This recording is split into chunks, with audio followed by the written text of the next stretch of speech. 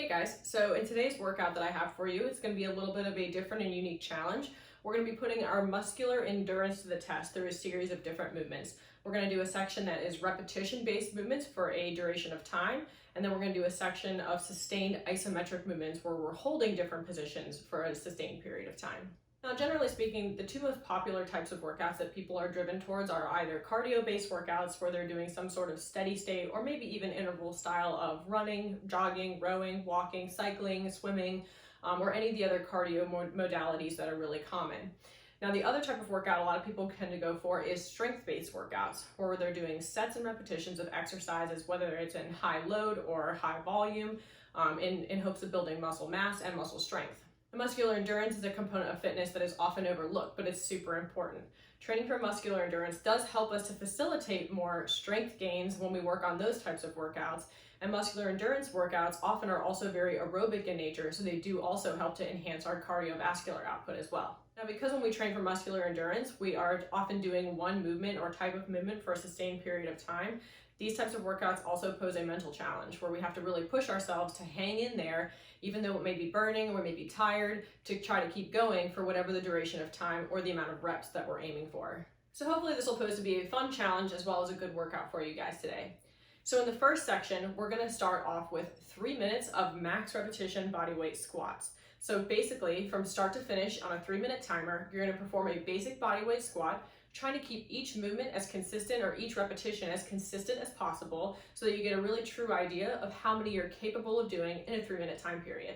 After that, we'll be applying the same concept to a 3-minute max repetition bodyweight push-up, followed by 3-minute max repetition bodyweight sit-up, and then finally a 3-minute max repetition bodyweight walking lunges. Now, as you can see in the description, we'll be taking a 1-minute rest in between each of the exercises that we do today in both sections to allow the body a little bit of recovery time before our next maximal effort attempt. So let's break down each of the 4 movements we'll be doing in the first section of the workout, starting with our bodyweight squat. So our bodyweight squat is a very straightforward movement. We want our feet hips width apart, toes facing forward, weight through the heels. The chest should stay up and the back should stay straight as we drop into and out of the squat to ensure proper posture and form.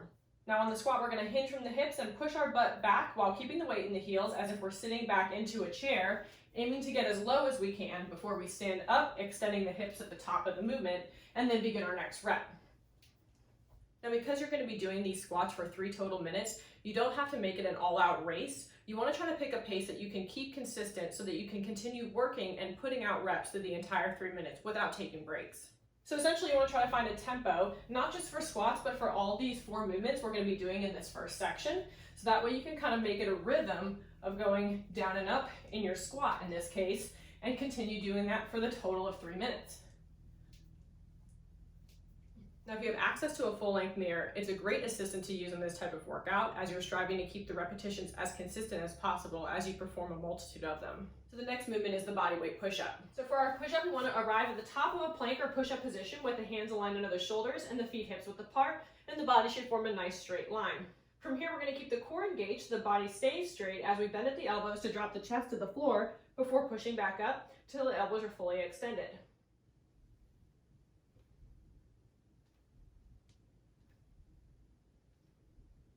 Now, with a movement like push-ups, it's important to be aware of the modification that you may need to do in order to sustain this movement for 3 total minutes. You can do kneeling push-ups on the ground, or you can do inclined or elevated push-ups by performing them in a plank position with your hands propped up on the edge of your couch, a chair, or your bed. So if you were to choose kneeling push-ups, for example, you want the knees aligned on the ground slightly behind the hips so that the back, neck, and hips form a nice straight line. Hands are still aligned under the shoulders, and then we're going to repeat the same form that we did with the full body push-up, chest to the floor, and then push back up till the elbows are extended.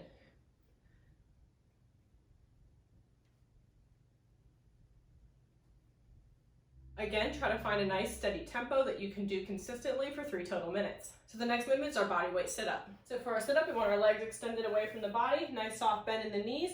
We're going to lay back to the floor, bring the hands across the chest or behind the head, and then from here we're going to sit all the way up until the upper body is vertical to the ceiling and the elbows can touch the thighs.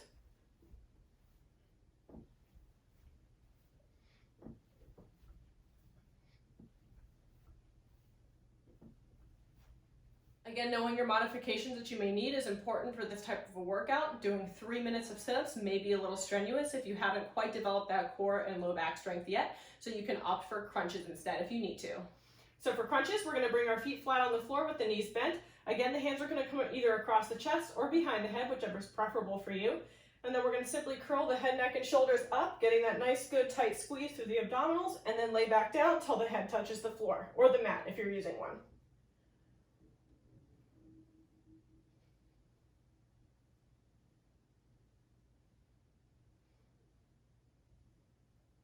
Finally, our last body weight movement is the walking lunges. So even if you're a little short on room like I am, you can do a couple, turn around, do a couple more the other direction, and then just keep changing directions as you do them for the course of the 3 minutes.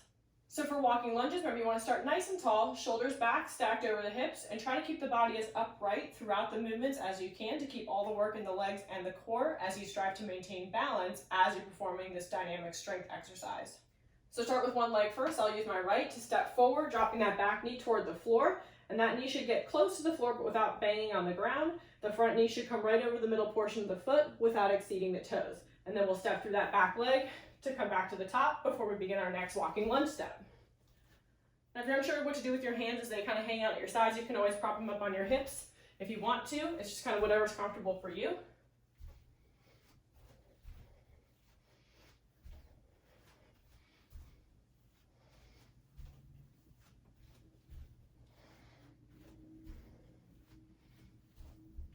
So after you perform each of those repetition-based exercises for 3 minutes for your test of muscular endurance, we're going to take another 1 minute break and then move on to the next section of exercises, which is going to focus on those isometric movements, holding one particular movement for a sustained period of time. So in this section, as you can see, we have 6 movements we're going to do, and each of them you're going to do one attempt to perform it as long as you can in one attempt. So to kind of clarify this, you don't want to start off in good form and then go until your form absolutely collapses. The idea is that you want to try to maintain that form that you start with as long as you can, and as soon as you feel the form starting to kind of waver, that's your finishing point. And again, between each of these exercises, we'll take a 1 minute rest to recover before the next attempt. So in this section, we're starting off with a basic forearm plank held for as long as possible. Now I'm going to show you the forearm plank on the floor where it's traditionally done. But again, it's very important in this type of workout to know your modification that you need. So if you're not quite ready for a floor-based forearm plank yet, you can perform it on an inclined surface, similar to what we mentioned earlier with the push-ups, by using the edge of your couch, your bed, or maybe even a chair. So for our forearm plank form, we're going to place both elbows and forearms on the ground. We're going to bring the feet back and raise the knees off of the ground to align ourselves in a nice straight line, or hopefully what looks like a straight line coming from me right now.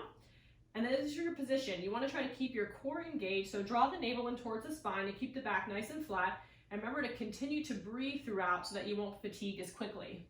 And the elbow should stay aligned underneath the shoulders, and all the muscles should stay engaged, nice and tight.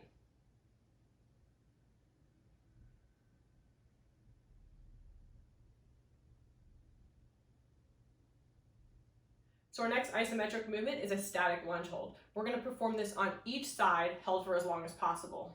So this move is very straightforward. It's a basic lunge position. So whichever leg you're going to start with, I'll do my right. We're going to step forward, drop that back knee toward the floor. Now this part's important. You don't want to rest the knee on the ground like you're kneeling, because that's not going to be as tough of a workout, nor are you going to get that muscular engagement that you really want to try to work for. So you're going to bring that back knee up off the ground just about an inch or two so that you're as low as you can get in the lunge to make it challenging. Make sure the chest stays up, shoulders stay back, stacked over the hips. And then you can keep your hands on your hips if you want, or just down at your sides, whichever is comfortable. And you're going to hold this position as long as possible. And again, that front knee should not exceed the toes.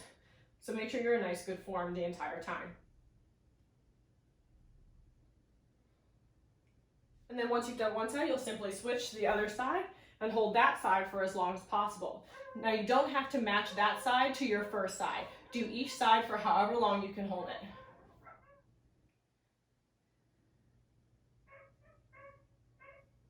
Our next isometric movement is going to visit the side plank position.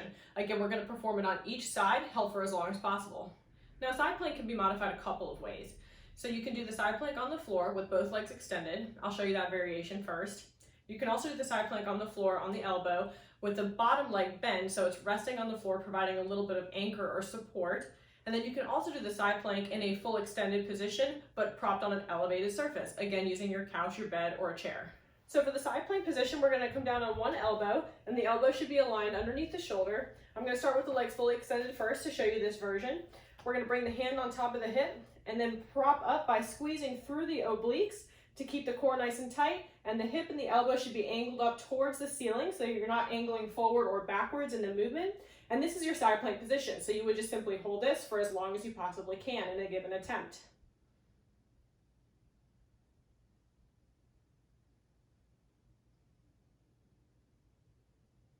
Now the modified side plank on the floor is going to look like this. The bottom leg is going to remain in contact with the floor and slightly bent. The top leg will remain extended like we did in the first version, with the inside of the foot now anchored to the floor. Then we're going to again squeeze through the obliques to prop back up onto the forearm of the opposite hand, and then we're going to hold that position.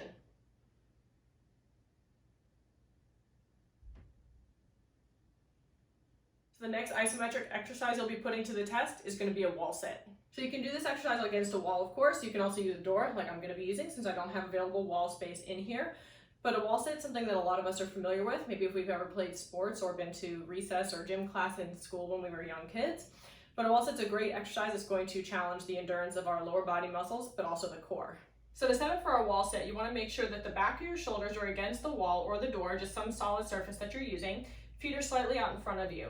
Now from here, we're going to slide the body down the wall and walk the feet out toward the front of the body a little bit further until we allow our hips to slide down far enough that they're in line with the knees, allowing the thighs to form a nice parallel line to the ground. So once we've achieved the depth that we need for the wall sit, we're going to hold the position nice and still, keeping our shoulders back and in contact with the wall to ensure proper posture, keep the core engaged, and simply keep breathing and let that burn build up nice and good while we hold the wall sit for as long as possible.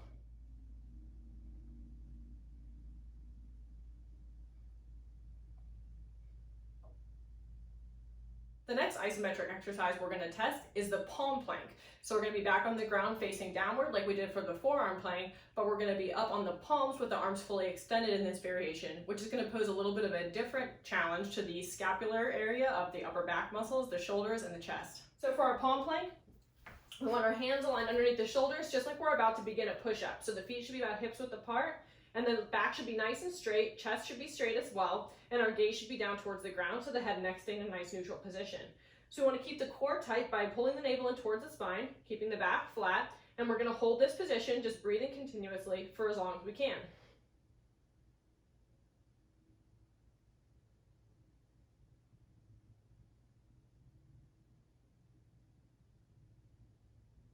A palm plank, similar to the forearm plank or the side planks, can also be done on an inclined or elevated surface to provide a modification. So last but not least, our final isometric exercise we're doing in this workout is a Superman hold. So in this exercise, we're challenging the endurance of the core, the low back muscles, as well as the muscles in the upper back and the shoulders to hold the arms up in that position elevated off the ground, and including the hamstrings and the glutes as they hold the legs up off of the ground. So there's a lot of different components of the body working together, testing their endurance in this movement. So for our Superman, we want to extend our arms out to the front of the body. Legs are extended behind us. Again, the head, neck, and spine are going to stay in a nice neutral position so we keep our gaze toward the ground, just like we did with our palm plank. From here, we're going to engage through the glutes, hamstrings, shoulders, lower back, and core all at once to simultaneously lift the arms and legs off of the ground, and we're going to hold that position for as long as possible, keeping the body as lengthened as we can throughout. If you start to feel the body kind of recoil or bend, that's when you know you need to end your movement.